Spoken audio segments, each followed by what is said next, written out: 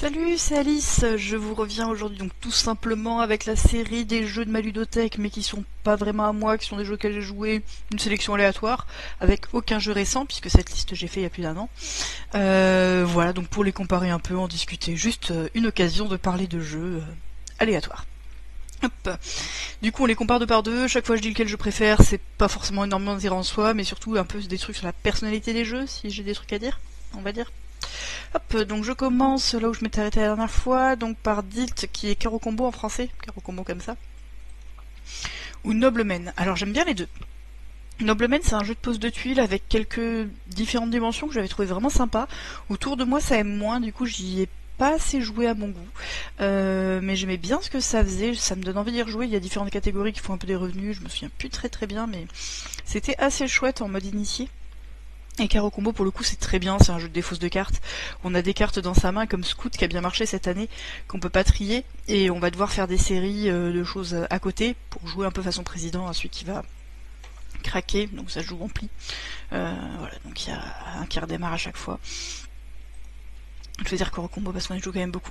Similo, donc Similo, c'est une gamme de jeux. On a des thèmes, et sur le thème, à chaque fois, on va avoir un tableau de cartes, et il va falloir chaque coup en éliminer petit à petit pour essayer de trouver la carte qui était la bonne de base. Et pour ça, on va dire, est-ce que c'est comme une carte ou différent d'une carte? Il y a plusieurs dimensions un peu côté communication pour aller faire des choses autour de ça, sur est-ce qu'on va jouer sur des aspects de couleurs, des aspects de choses, donc on peut pas le dire, évidemment. C'est plutôt sympa dans l'idée, moi après ça m'a pas halluciné, je pense que c'est facile à sortir et que c'est son premier intérêt, c'est en total coop. Il n'y a pas de bonne ou de mauvaise raison de faire quelque chose, et moi c'est un peu ce qui me frustre.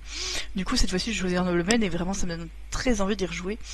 Je me souviens plus assez. Medieval Academy ou Adara. Donc Medieval Academy, là ça va être réédité, je sais plus chez qui. C'est un jeu de draft. Globalement, on a du draft, on a différents plateaux, on va drafter des cartes qui permettent d'avancer un certain nombre de cases sur le plateau en question, et pour les majorités sur les plateaux il va se passer des choses, il y en a un c'est pour être pour l'écart, un c'est pour atteindre certains paliers, donc on a un peu différentes manières de choisir un peu les choses sur ces différents tableaux, qui sont en plus bifaces pour varier un peu les choses. C'est mine de rien assez malin tout en étant très simple, voilà, donc c'est très agréable dans sa catégorie, ça a le mérite d'être facile, sans avoir aucun intérêt en pur jeu de draft. Et un peu de majorité de savoir dans quel panier on met ses œufs. Et Adara, pour le coup, c'est une sorte de jeu de draft aussi. Alors c'est un drafter direct avec un chose sur la table, et ça c'est vraiment très bien. À l'époque c'était un peu comparé à Seven Wonders, parce qu'il y a le même genre de choses, où plus on a de cartes d'un type, moins ces cartes-là vont être chères. Ce qu'on retrouve aussi dans Splendor par exemple, ce genre de choses. Et donc on achète nos cartes, les cartes sont ultra tendues. Le jeu se joue en 3 manches, chaque manche il y a 2 phases qui changent la manière de sélectionner les cartes. Une on les pioche au milieu, puis on en met une sur la défausse face visible, l'autre on choisit chacun notre tour sur une défausse face visible. La première manche fait qu'on va avoir l'opportunité d'acheter une carte de chaque catégorie, enfin la première partie de la manche, sachant qu'on va refuser forcément des cartes pour avoir des sous. La deuxième manche nous permet de choisir un peu des couleurs, mais là il va y avoir une tension par rapport à qui veut quoi. Et on manque donc son militaire pour avoir des colonies, sa culture pour avoir des statues qui nous refont des bonus, et sa nourriture pour pouvoir maintenir notre niveau de carte, son économie pour avoir plus de sous, et les violets c'est les cartes spéciales. On est sur des schémas assez classiques, mais tout marche vraiment très bien, il est très bien à 4-5. À moins, c'est un peu moins sympa, il y a moins de choix autour du plateau, c'est un peu plus plat. Il y a vraiment un vrai côté combo et développement où il peut y avoir des beaux écarts de score quand même, il faut dire. Et on est content d'avoir réussi à bien jouer sa partie, d'avoir compris comment ça marche. Ça fait partie des jeux qu'on sort régulièrement depuis... Bon, j'ai l'impression que ça fait pas si longtemps, mais ça fait quand même au moins 5 ans, peut-être 10. Hop. Medieval Ami ou Clonk. Clonk, je m'en souviens plus trop, je vais l'enlever, honnêtement. Ça m'a pas transcendé, vu que je m'en souviens plus. Hop, Alchemist et World Exchangers. World Exchangers, le principe est super fun. C'est une sorte de roll and write, alors là ça va être des achats, vente and write. Donc on a des villes, on va pouvoir les vendre à un certain prix ou les acheter du milieu à un certain prix qui est marqué dessus. Des fois les prix sont doublés quand c'est les périodes fastes ou ce genre de choses, enfin bon bref. On a des petits modificateurs, mais c'est vraiment juste ça, on achète, on va au marché. Et le but de ça, c'est de tracer donc notre graphe devant nous financier, et de passer par un maximum de bonus qui combattent avec les bonus qu'on a sur nos cartes en fin de partie. Donc vraiment ce fait de faire un graphique, c'est très très rigolo, ça vaut le coup de le jouer pour ça, il est pas trop long, il dure un quart d'heure, un truc comme ça. Il peut être un peu plus long si les joueurs sont lents, mais voilà, il propose quelque chose et ça marche. Et c'est très correct. Après, il est pas transcendant point de vue des sensations, mais je le regrette pas du tout. Alchimiste, de l'autre côté, c'est un de mes jeux préférés, quelque part. Il y a une part de déduction, façon un peu sudoku, et de la pose d'ouvrier qui est ultra tendue. Je pense que j'en ai déjà parlé, mais je vais en reparler. Il y a une sélection d'ordre du tour qui est assez mignonne. Donc, en fonction d'un premier joueur qui, là, je tourne juste autour de la table, on choisit à quelle position du tour on veut jouer, par rapport aux autres qui se sont déjà placés, ce qui va nous donner différents bonus, des cartes, tout ça. On va pouvoir les récupérer des ingrédients. Le but d'avoir ces ingrédients, c'est de pouvoir faire des tests, donc soit sur des étudiants à nous, ce qui nous coûte potentiellement un peu de sous s'il est pas content, mais va pas nous affecter personnellement, soit sur nous-mêmes, mais dans ce cas on va subir des effets de potion. Donc pour ça on va mélanger deux cartes et on va regarder le résultat que ça donne, avec un téléphone. Ok, ensuite c'est vraiment de la déduction façon disons mastermind, pour savoir ce qui peut se passer ou pas. Comme ça on va essayer de déterminer la nature alchimique de chacun des éléments qu'on a. Par exemple la pâte de poulet, est-ce que ça a un composant de vitalité positive ou négative? Ce genre de choses, le téléphone le sait pour chaque partie. Et on a des artefacts à récupérer, un petit peu, des sous. Le thème est assez fun, mais en fait il est vraiment scientifique, puisque le but ça va être de faire des tests, de tester sur ces thésards, d'aller publier, de décrocher des contrats de financement pour avoir eu des sujets fléchés sur certains thèmes. Donc le thème, moi je le trouve très chouette, je suis une ancienne chercheuse, donc ça forcément ça me parle un petit peu. Et l'implémentation est vraiment cool, il y a de l'attention dans tous les sens, il y a vraiment une course à la publication, à devoir faire des choses toujours plus, à tester des trucs, mais à publier où on a quand même des petits doutes, mais on essaye de faire semi-confiance aux autres en se disant que ça peut passer. Et pour moi, les vraies parties d'alchimie qui sont réussies, c'est celles où il y a cette tension. Il y a une extension qui existe, Golem, j'ai pas trouvé ça ouf, ça augmente un peu les dimensions de déduction, mais sans que ce soit vraiment beaucoup plus violent, il y a un peu plus d'options, mais c'est pas mauvais, hein, je rejoue avec l'extension avec plaisir, mais c'est pas indispensable. Atiwa ou Unlock Epic Adventure. Alors le Epic Adventure, je ne sais plus trop lequel c'est. Globalement les Unlock j'ai beaucoup aimé. Il y avait le truc du film en noir et blanc, là ça c'était pas mal. J'avais moins aimé le truc en Asie avec les dragons de mémoire. Et le troisième je m'en souviens plus. Unlock, donc je pense que quasiment tout le monde connaît le principe. On a 1 heure pour résoudre une série d'énigmes mais qui racontent une histoire et qui surtout portent un univers. Souvent la déduction, dans les meilleurs scénarios d'après moi, elle fait écho à cet univers, elle nous fait rentrer dans sa propre logique et c'est ça qui est très chouette, avec beaucoup de outside the box, enfin de réfléchir en sortant du pur factuel de ce qu'il y a et d'essayer de regarder les choses de manière tordue, différente, de jouer avec le matériel. Il y en a plein qui sont très très réussis. Unlock c'est toujours un plaisir. Voilà, moi je les joue qu'avec mon ex parce qu'on a vraiment notre rythme qui est un peu commun là-dessus. Et c'est bien que tout le monde puisse communiquer, je pense qu'à beaucoup c'est moins fun. Atiwa c'est le dernier, Rosenberg, donc il a fait Planta Nubo depuis mais pas tout seul, où on va donc faire de l'agriculture. Ici on va avoir un écosystème vraiment à développer. Donc on va avoir des villages qui vont s'augmenter par des tuiles, enfin, qui sont des cartes mais qu'on va acheter façon tuile, avec de la pose d'ouvriers sur le plateau, des actions relativement fixes, assez simples. Et le principe c'est qu'il va falloir respecter une sorte d'écosystème. On va planter des arbres qui vont produire des fruits, qui vont attirer les chauves-souris, qui vont faire caca, qui vont refaire des arbres. On peut avoir aussi des chefs qui nous donnent de la nourriture chaque tour ou qu'on peut manger, mais qui du coup après produiront plus de lait. Et le truc malin, à la fois thématiquement et mécaniquement, c'est que tous ces éléments sont en nombre limité. On peut pas faire un nombre infini d'arbres. On a besoin de place pour les mettre, et même une fois qu'on a de la place, on est limité dans ce qu'on va pouvoir faire. Donc il faut réussir à rentabiliser tout ça. Il va falloir déforester, donc enlever des forêts pour aller avoir des nouveaux terrains de ville, qui sont là où on peut installer plus de population, dont on a besoin de faire des points. Et les enjeux sont assez chouettes. Le jeu est format initié, disons, c'est pas du gros expert, c'est pas très long. Les possibilités sont pas infinies, c'est possible que les parties se répètent un peu au bout d'un moment. Moi j'en ai quand même fait pas mal et j'aime vraiment beaucoup ce qui s'y passe. Voilà, donc il a pas le truc où on dit ah ça le rend exceptionnel, à part son thème qui pour moi est bien rendu, parce que les thèmes qui se prennent dans l'écosystème il y en a plein, mais celui-là pour le coup il marche vraiment très bien. Et voilà. Alors c'est deux catégories très différentes, donc là je vais faire un choix un petit peu arbitraire, je vais quand même dire l'Unlock parce que c'est des expériences plus différentes à mon goût, mais voilà. Alors Lost Cities ou Great Western Trail Argentina. Si t'es perdu, je pense que je l'ai déjà dit, c'est un de mes jeux préférés. C'est un tout petit jeu à deux, un peu de pari sur l'avenir, on va avoir une main de cartes et tout se joue dans le timing.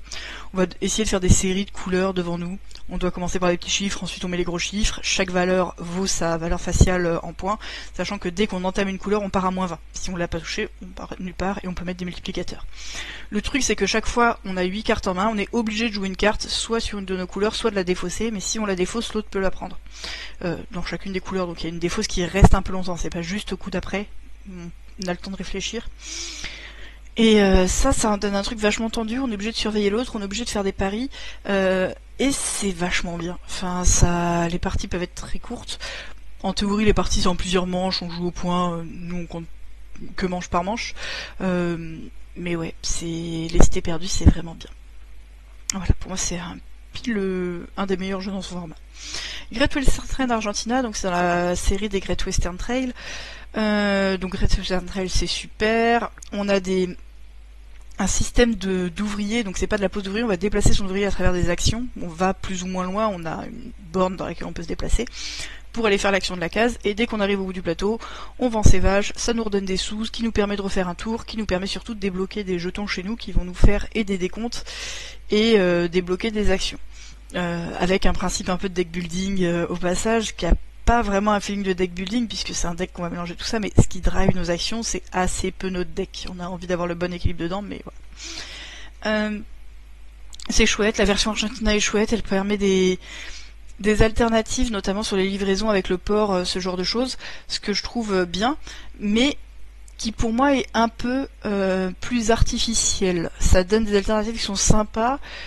Les aspects sympas d'Argentina sortent du cœur du jeu pour moi. Donc le cœur du jeu reste très bon, les ajouts sont très bons, mais ça a un peu un feeling d'extension, j'ai envie de dire. Que oui, il y a plusieurs aspects à optimiser, à bien jouer, il y a des courses, il y a des choses qui sont intéressantes, mais ça vient pas vraiment améliorer le cœur du jeu. Alors que le nouveau là, le Nouvelle-Zélande, je trouve que dans le cœur du jeu, dans la manière de monter son moteur, il se passe des choses qui sont très liées, notamment sur le deck, sur plein de choses, il y a vraiment des variantes qui pour moi sont plus liées au cœur du jeu, même si côté tactique autour, ça a amélioré les choses aussi, hein, mais c'est moins le cas, donc c'est pas tout à fait le même feeling. Bon, on n'est pas du tout dans la même catégorie de jeu, mais si t'es perdu, c'est tellement... Voilà. Lacrimosa, j'ai très envie d'y rejouer, c'est sorti récemment en français, je crois. On incarne des mécènes de Mozart et après sa mort on va devoir finir le requiem en faisant appel à des compositeurs et raconter sa vie. Donc comment on l'a financé tout autour de sa vie et que c'est grâce à nous qu'il a été ce qu'il est. Donc pour ça on va avoir 4 types d'actions en gros: compléter le requiem, se déplacer dans la carte pour aller activer des bonus, récupérer des nouvelles cartes parce qu'il va y avoir un principe de hand building là cette fois-ci, donc de construction de main petit à petit. On va faire que échanger nos cartes, on en aura toujours 9. Et la dernière action, oui, créer des œuvres et représenter des œuvres. Quand même, on fait de la musique à un moment. Le jeu est assez simple. C'est pas un gros expert. C'est entre l'initié et l'expert. Toutes les actions sont pas trop complexes, vont assez vite. Il y a une vraie compétition sur le Requiem pour... en fait, il y a une majorité entre les deux... compositeurs, on a envie de contribuer, on a envie d'avoir certaines places, un petit peu avant les autres, il y a une petite course. Sur la carte au milieu, il va y avoir pour les déplacements une question de timing, sur les cartes qui sortent aussi, où des fois on a envie d'avoir d'autres choses, c'est ultra tendu côté financier. Moi j'aime ça.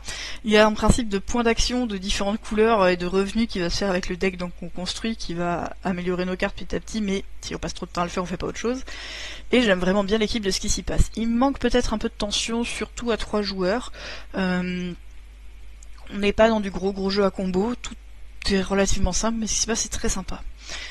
Alors je pense que je préfère Great Western Trail Argentina, mais en ce moment j'ai très envie de faire un Lacrimosa. On va dire Lacrimosa, mais c'est arbitraire. Dominion ou Roll for the Galaxy, c'est dur quand c'est 2 jeux qu'on aime. Dominion, alors moi la première partie j'ai détesté, j'ai trouvé ça un peu plat, et après j'ai beaucoup joué à 2. Pour moi Dominion c'est un jeu à 2.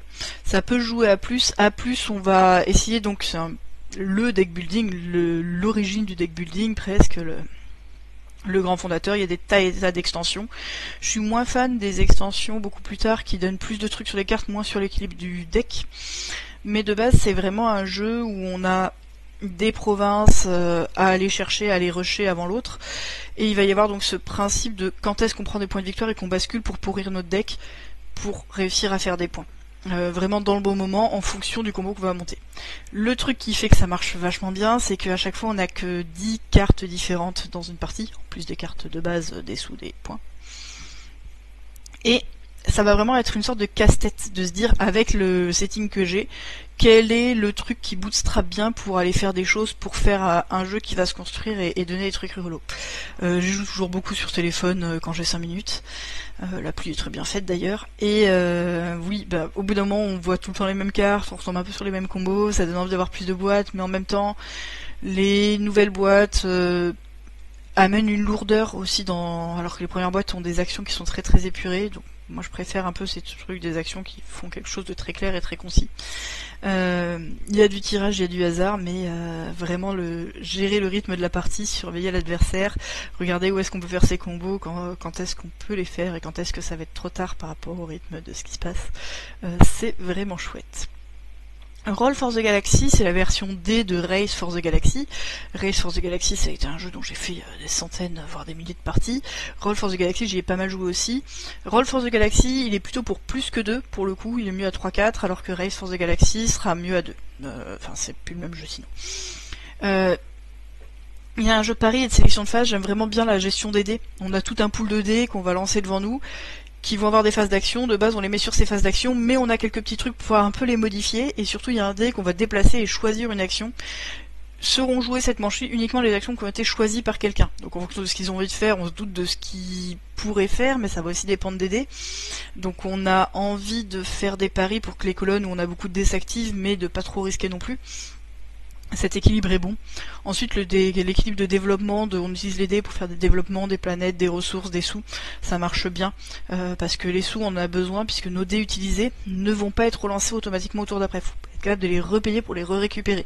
Et on va pouvoir augmenter notre pool de dés en faisant plus de monde et avoir des pouvoirs en faisant des développements. Tout ça, c'est très chouette. Je vais quand même choisir Dominion, ok. Assez immanquable.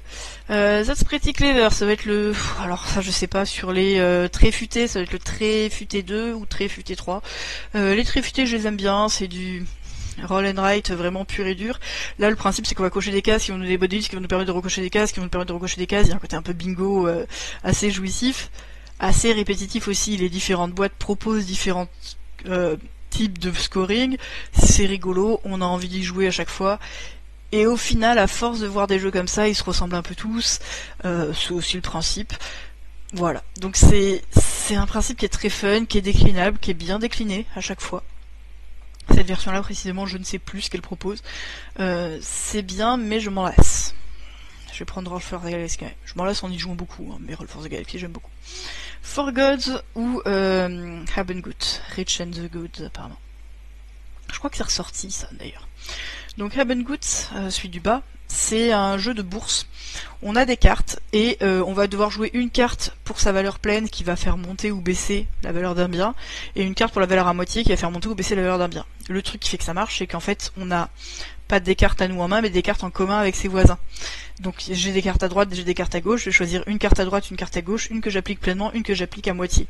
Donc on essaye comme ça d'augmenter la valeur de ce que nous on a acheté, puisque après avoir bougé le marché, on va pouvoir acheter ou vendre jusqu'à 3 ressources. En essayant de les cartes qu'on veut pas qu'elles descendent trop bas en moins, par exemple de les jouer avant l'adversaire pour faire réduire que de la moitié de la valeur, ou celles qu'on va à tout prix jouer avant l'autre, les jouer avant l'autre. Tout est sur ce principe-là. Il y a un petit truc en plus qu'on retrouve par exemple dans Fit to Print, là, qui est sorti en jeu de rapidité, qui est qu'on doit donner de l'argent ici aux bonnes œuvres. En soi, ça sert à rien, mais celui qui aura le moins donné aux bonnes œuvres, ce sera trop la honte, et du coup, lui sera éliminé du scoring. Du coup, on doit estimer un peu combien ont gagné les gens, qu'est-ce que les gens vont mettre à telle et telle étape. On le fait une fois au milieu de partie, ce qui donne un peu une balance de combien les gens ont envie de mettre. Et ensuite, enfin, à la fin de la partie, on redonne. Et là, celui qui a pas donné assez perd. Ensuite, c'est juste le plus riche. Donc purement de la manipulation de marché, vraiment malin. J'ai envie d'y rejouer, ça motive moins les gens autour de moi qui sont pas trop jeux économiques, mais c'est chouette. For God, ça va être de la rapidité de la pose de tuiles à la Mondo, Galaxy Trucker, Fit to Print, etc.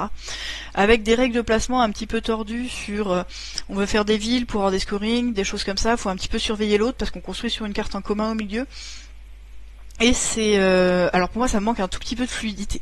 Les règles sont pas forcément ultra évidentes, donc quand est-ce qu'on peut faire ci, ça, c'est assez facile de se planter. Ce qu'il propose est sympa. Il lui manque un truc pour être à un niveau vraiment au-dessus, où on se dit ah ouais ça c'est cool, comme Fit to Print, que moi que j'ai vraiment été un gros coup de cœur. Donc les deux ont un rapport à Fit to Print qui n'est pas le même, c'est assez rigolo. Je vais choisir Habengut que j'aime beaucoup. For God, j'ai envie de rejouer à l'occasion, franchement j'avais aimé le découvrir et j'ai envie d'en refaire une. Doodle China ou Planet B. Doodle China c'est du roll and write, un peu comme les Railroad Dice, je sais plus, les boîtes avec des dés. On doit tracer des chemins en tout cas pour relier des points. Ici, donc en fonction des dés, on va devoir construire une certaine case, abscisse ordonnée, et on va pouvoir dessiner différentes formes de chemins. Dans un pool de dés, donc le premier choisit un dé, puis les autres choisissent un autre dé, mais la colonne est toujours imposée la même pour tout le monde. Il va y avoir des types de décomptes, on veut relier des grands hôtels à des parkings, ou on veut relier les différents bus entre eux. Tout ça c'est assez sympa, ça marche plutôt bien, il y a une notion de réseau, un peu comme Avenue, la route des vignes, tout ce genre de choses avec un peu un pari sur l'avenir, différentes manières de compter les points. Ils sont bien, voilà. Et celui-là est bien, les scorings sont vraiment cohérents, il y a deux maps qui ont chacune leur intérêt. Moi je prends plaisir à y jouer, voilà, dans cette catégorie de jeux où les jeux sont un peu interchangeables. Là on n'est pas dans du bonus qui déclenche du bonus qui déclenche du bonus, c'est pas la même catégorie tout à fait que Tréfité.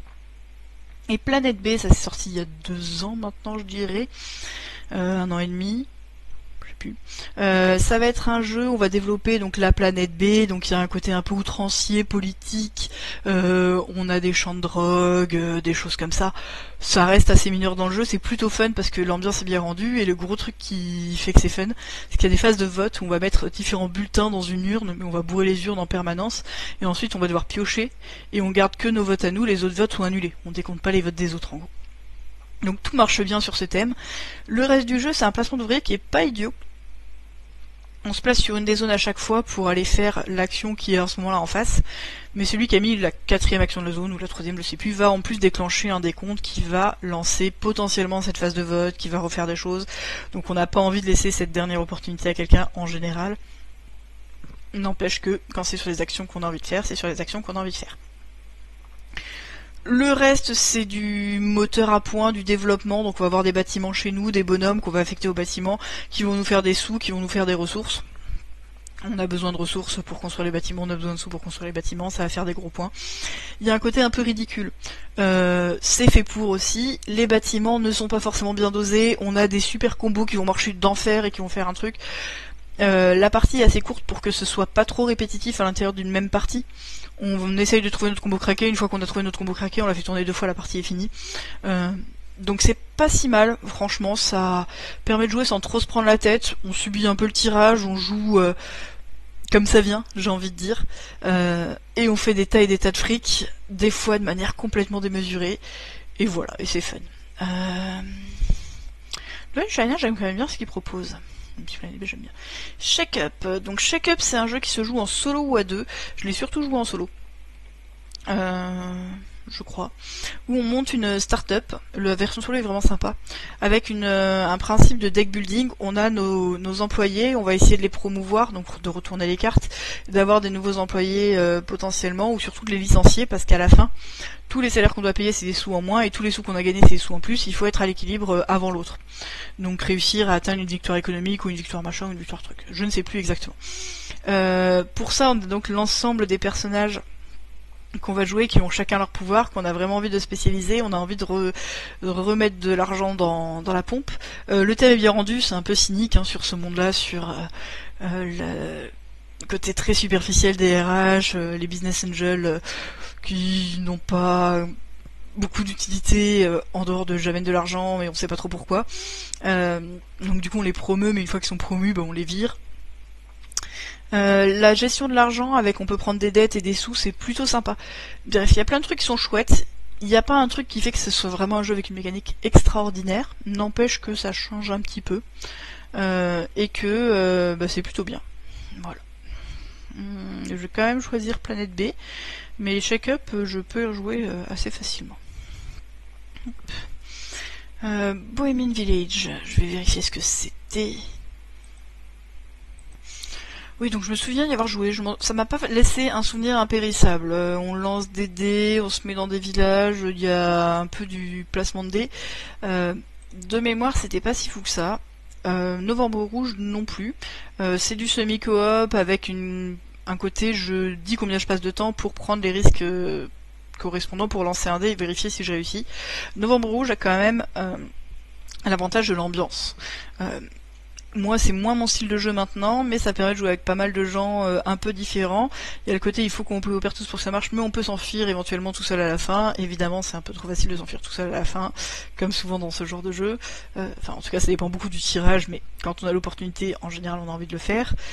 C'est assez dur dur, pas forcément en termes mécaniques, c'est pas extrêmement prise de tête, mais il y a un côté, faut prendre un peu des risques, on peut perdre, même en jouant bien, on peut perdre. Voilà, mais il est assez plaisant. Donc on est dans un sous-marin qui est en train de partir bref, qu'il y a des défaillances, et on essaye de rejoindre la surface tous ensemble en essayant de gérer la crise, et c'est pas mal. Voilà. C'est un fait d'outils avec un aléatoire. Il était une fois. Donc il était une fois, ça fait très longtemps que j'y ai pas joué. On raconte une histoire collaborativement. Il y en a un qui commence par Il était une fois et qui joue des cartes pour un peu raconter la suite de l'histoire. Donc il était une fois, on a la carte d'une princesse, une jolie princesse qui s'endormait dans les bois. On peut broder autour, c'est bien l'intérêt de broder autour. Et donc on va raconter une histoire à plusieurs, ça marche plutôt bien. Il y a des interruptions pour essayer de prendre la main, on essaye de se débarrasser de nos cartes, de diriger l'histoire un peu dans une direction qui va nous aider à jouer nos cartes. Franchement, c'est du vieux jeu, mais c'est sympa, ça me donne envie d'y rejouer. Et puis Bohemian Village, de souvenir, j'ai pas envie d'y rejouer en fait. Je sais pas trop pourquoi. Myrmes, c'est bien. Et Project L. Donc Myrmes, c'est un vieil Istari avec des fourmis.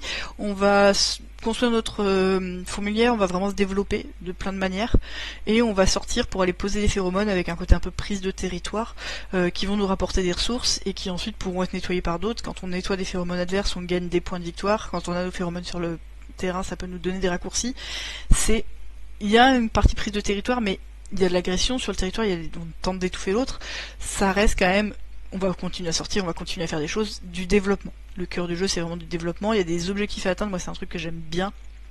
Le côté casse-tête on te dit dans ta partie, il faut que tu aies réussi à tuer 5 proies, ou à faire ça, donc tu essayes de voir ton chemin d'objectif qui va bien marcher en essayant de les faire assez tôt, mais pour ça tu vas sacrifier les nourrices, qui est du développement. Il y a d'autres manières de faire des points, donc en jouant beaucoup sur ces phéromones.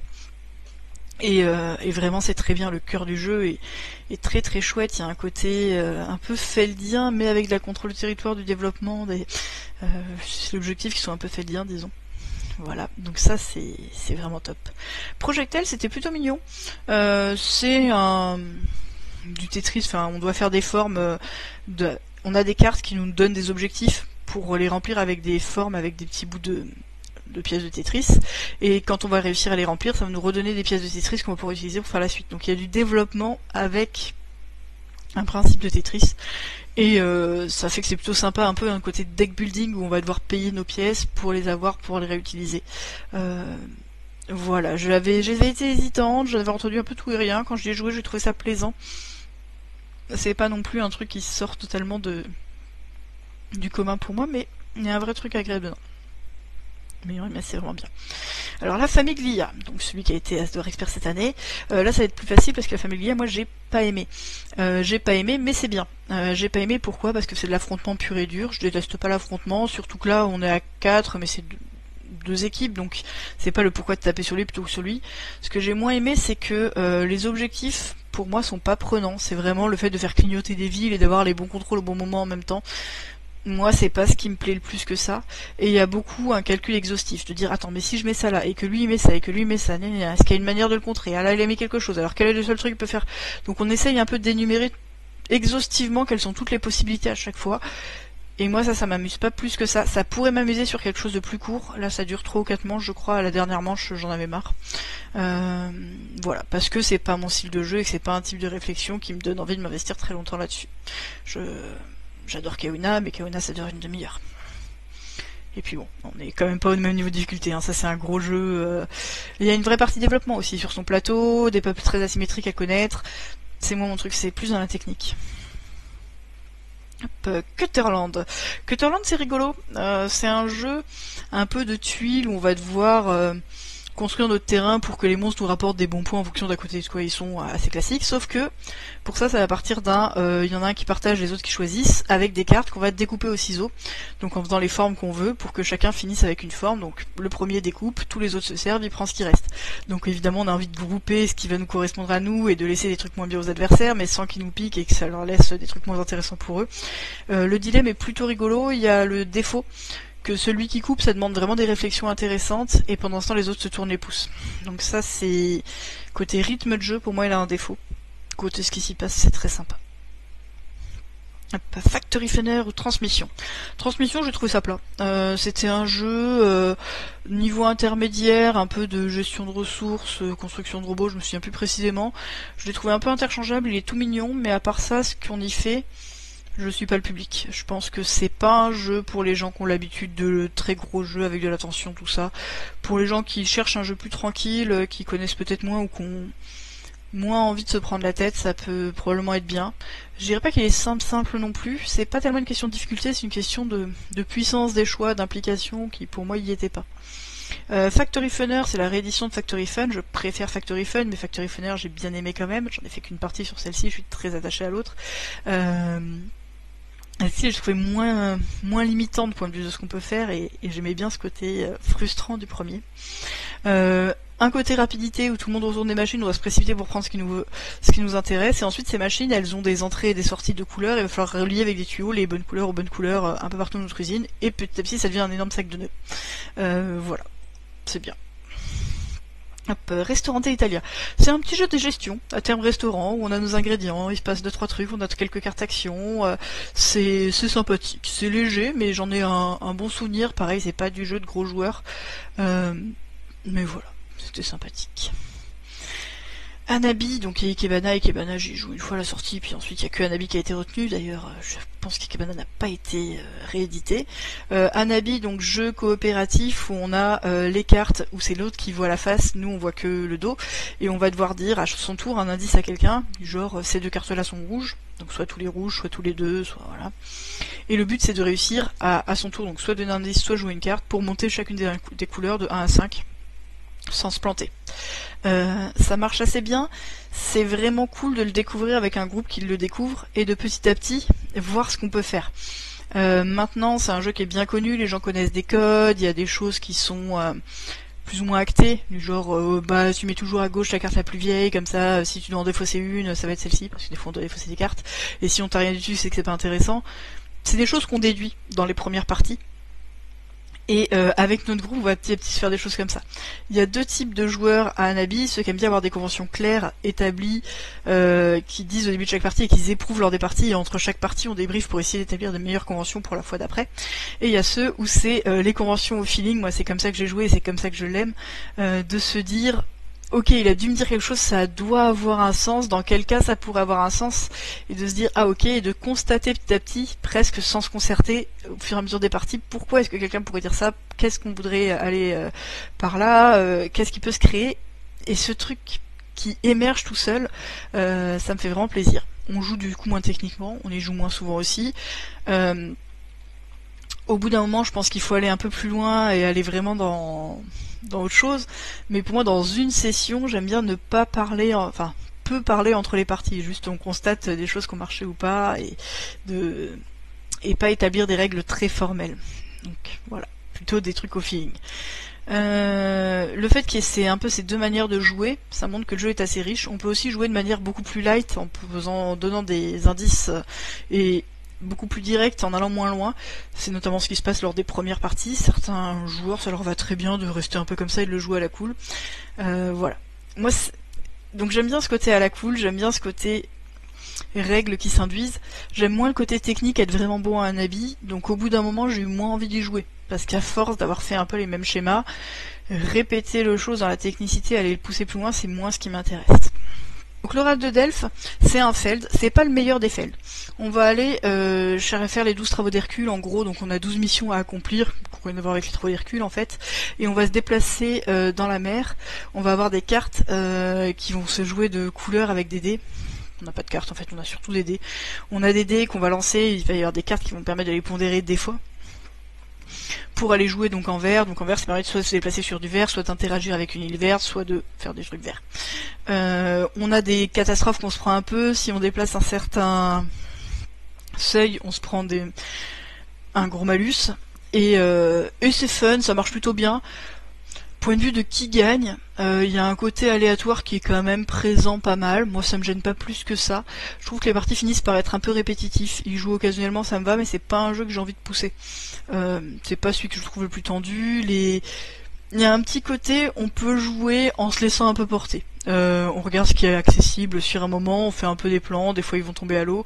Il n'y a pas ce côté casse-tête d'obtenir l'objectif précis, tout ça, de d'autres felds. Et du coup j'aime un peu moins que d'autres. Du coup je vais choisir Anabi, même si Anabi j'ai moins envie de jouer maintenant. Hop, Edgar et Lucien, j'avais trouvé ça pas super. Le principe est plutôt fun, on a 2 pions qui ont chacun nos spécialités, donc un financier, un garde du corps en gros. On va les jouer à chaque tour avec une roue pour savoir où est-ce que chacun se déplace et ensuite résoudre avec donc du choix en simultané. Ce qui s'y passe derrière, donc on veut atteindre des conditions de victoire dans un certain timing, réussir à avoir les bons éléments au bon moment, les réunir pour réussir à déclencher une victoire immédiate. Ce qui est moins courant dans les jeux un peu euro, c'est pas purement de l'euro, hein, clairement. Je l'avais pas trouvé plus que ça au final. L'univers par contre est très chouette, il y a plein de trucs qui sont chouettes, voilà, mais il pêche un peu pour moi. Du coup je vais choisir l'oracle de Delphes. Hop. Ansat Sonica ou Agricola. Donc Ansat Sonica, moi je suis pas si fan que ça. J'aime bien le principe, il y a vraiment de la tension, donc c'est assez épuré, voire abstrait. On a des cubes qu'on va mettre sur des routes. Ça va nous permettre de développer, une fois qu'on a réussi à compléter une route, on va pouvoir prendre un comptoir de l'un ou l'autre des côtés. Petit à petit, quand on est sur les bords, on va pouvoir développer aussi notre plateau. Ces comptoirs vont nous permettre d'avoir des revenus en points quand les gens vont s'installer à côté. Ça va aussi nous permettre de relier des villes, de faire des choses.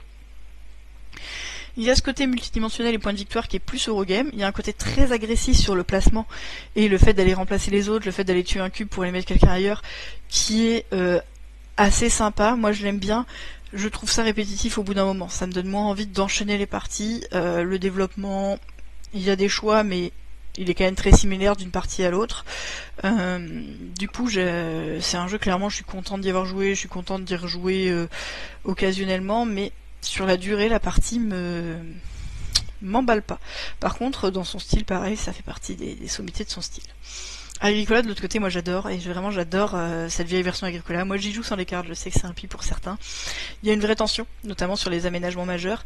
Sur la pose d'ouvrier, c'est de la pose d'ouvrier agressive, on se met quelque part, et pour ce que ça nous rapporte, et pour empêcher aux autres de s'y mettre, en particulier à peu de joueurs.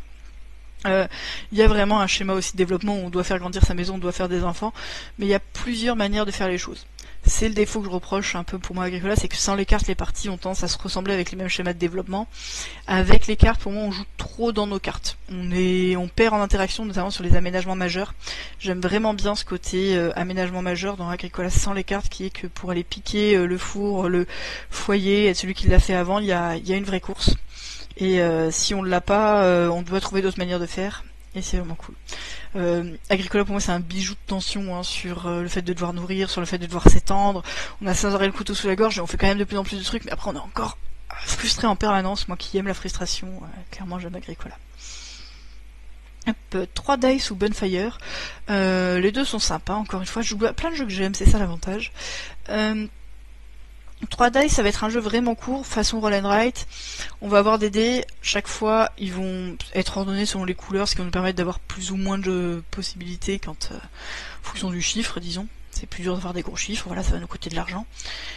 Et on va remplir des bâtiments, donc en les cochant sur notre case, qui vont nous donner un peu divers bonus pour plus tard, et surtout par rapport aux points. Ça n'a pas une dimension de ouf, ça n'a pas le frais qu'avait 3, mais encore une fois là il est réussi dans son format. Il a un format qui est court, il a un style graphique qui est chouette. Ok, je le sors. Voilà, il y a un côté ouais, il fait plaisir, il a pas ce truc en plus, mais c'est un bon produit quoi, il a le truc un peu parfait de ce qu'il propose, il a une proposition qui est très cohérente et une durée qui est parfaitement adaptée à ce qu'il fait. Bonfire c'est du Feld, j'y ai rejoué récemment, ça m'a vraiment fait plaisir. On est dans de la combo, d'avoir des objectifs, des choses comme ça, on va développer son plateau personnel avec des petites languettes qu'on va poser. Quand on va poser des languettes, ça va nous donner des jetons actions, et on va dépenser à chaque fois pour des actions et des ressources et des jetons actions.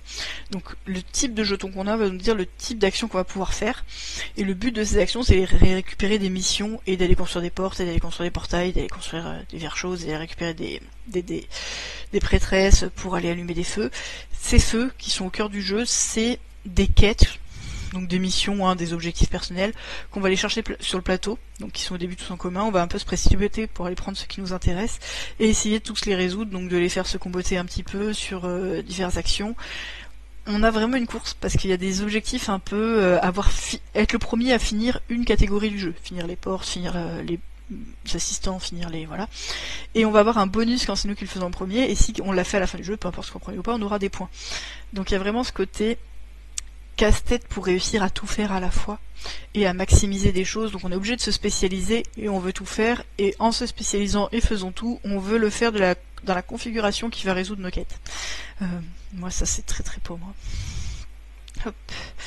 Mini-rail, je m'en souviens pas bien, mais je m'en souviens pas bien parce que donc c'est un peu un espèce de menu des XXX, mais j'avais pas été ultra convaincue. Il y avait des jetons à poser qui étaient en nombre assez limité. Il y a un truc qui m'avait pas tellement donné envie de rejouer, mais je m'en souviens plus bien. Donc je vais juste l'enlever de la liste. Hop. Rococo ou Maître Couturier. Maître Couturier, donc c'est un jeu de hand building, au début de la mode des hand building, où on va aller coudre des robes, donc on va avoir des teintures et des tissus en ressources, et on va devoir aller réussir à utiliser les maîtres couturiers pour aller installer des robes dans les bons étages pour participer aux majorités. Ce mélange majorité hand building est vraiment très chouette. Le jeu, c'est un peu dommage, il y a des cartes qui font des décomptes de points qui peuvent être très déséquilibrés et donc qui peuvent se jouer un petit peu en boucle en faisant perdre un peu certains aspects, mais l'aspect vraiment majorité, l'aspect au cœur du jeu est vraiment chouette. Il faut le jouer à 4-5 pour que ce soit bien, à moins c'est pas assez. Et ouais, parce qu'il y a une vraie compétition là-dessus. Donc moi j'aime vraiment beaucoup la proposition. C'est tendu, c'est interactif. Il y a donc cette construction de main qu'on va avoir en jouant nos cartes et en essayant de faire plus de choses, mais en même temps comment. Voilà, il y a des cartes qui sont peut-être un petit peu trop fortes, mais sinon c'est très bien. Mapit ou Honolulu, où ils ont fait des card lines maintenant un peu en thème géographie. C'est tout le même principe. On a une carte avec un lieu, par exemple Paris, et vous allez qui est le truc central, et on va essayer de jouer des cartes à côté pour savoir est-ce que c'est plus à l'ouest, plus à l'est, plus au nord. Donc on choisit sur quelle dimension on joue, soit est-ouest, soit nord-sud. Pas forcément là où c'est le plus différent, on joue sur l'axe qu'on choisit. Et c'est vraiment assez rigolo parce qu'il y a un côté Paris sur Paris au sens parier, pour savoir un peu où est-ce que ça va être estimé, des choses qu'on sait pas forcément, où on se plante, des villes qu'on confond, des trucs qu'on essaye de deviner au nom parce qu'on sait plus du tout, et c'est malin, ça mélange un peu de connaissances mais surtout de l'estimation, et du coup ça j'aime bien. Je vais quand même choisir Maître Couturier. Fancy Feathers ou faisanerie. On a des faisans, ils sont sur un chemin, on peut les récupérer, on fait des collections de cartes et chaque collection marche un peu avec sa propre règle. On joue avec 6 familles sur 12 à chaque fois. La manière de choisir dans le chemin est un peu tricky dans le sens où on va jouer aussi loin qu'on veut, mais ensuite l'autre peut jouer autant de fois qu'il veut avant de nous rejoindre. C'est toujours au dernier de jouer, un peu à la Glenmore. Sauf qu'il y a des familles qu'on veut pas prendre du tout, d'autres qu'on veut prendre. Le principe était sympa. En pratique, il y avait plusieurs fois sur les chemins, les choix étaient pas si tendus que ça. Faudrait que je joue un peu. En tout cas, je suis pas contre y rejouer, mais Honolulu, je pense que je préfère. A plus, voilà. On verra, je voulais faire des vidéos sur des tas de jeux, mais je voulais rejouer et j'y ai pas rejoué, notamment From the Moon. Ouais, j'ai loupé les 2 dernières parties parce que j'ai laissé ma place, je suis très triste. Mais voilà, à bientôt, bisous. Je vais pas arrêter.